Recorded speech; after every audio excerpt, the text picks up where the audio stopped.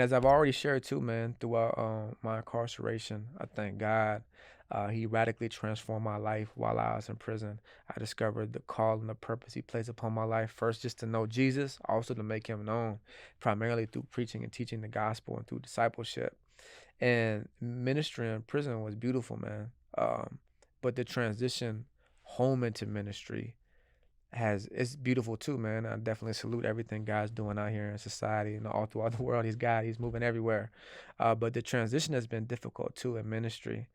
And I think just like a small inside look of how that has been is because like in prison, the guys who, I was blessed to be able to serve and to be used by the Lord to disciple them and pour into their lives, to invest in them. Like they lived in the dorm with me or they lived on the pound with me. Unless like we get transferred, we end up at different prisons. But even if they're struggling or if they're like isolating or they're like walking away from the faith, they're wrestling with things like, yo, you can always like run down on them and pull up on them. Like, bro, what's up? Where you at? How come you been at chapel? What's up? What's going on with you? You all right? You can get in their chest easy, to where like you can always pull up on them. The same thing with me. If I'm discouraged, if I'm isolating, people can pull up on me. The community is more close knit.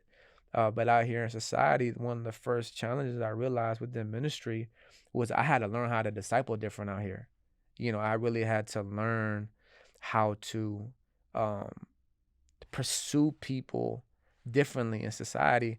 And a way that I learned to do that was through like meetings. Because out here in society, man, people can show up at church on Wednesday night or Sunday morning, and that be the last time you see them. Or they don't pick up the phone, they don't respond to texts, or they just stop coming at all and they fall off the face of the earth. And it's hard to follow up with them or to really invest in their lives and to disciple them. So a way that I learned how to disciple people out here was to be intentional about like structuring that time out with them. And normally I do that like through coffee. Like, hey, yo, man, let's go out for some coffee. Let's go out to eat, or invite them out, or invite them to your place, or if they invite you to their place, if they want you around, whatever.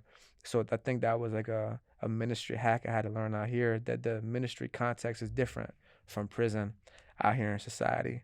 But listen, man, there's so much more to talk about, man, about just how it was in prison, the transition out of prison, and then also as Mel, man, like what's going on in my life now, like apart from prison and everything.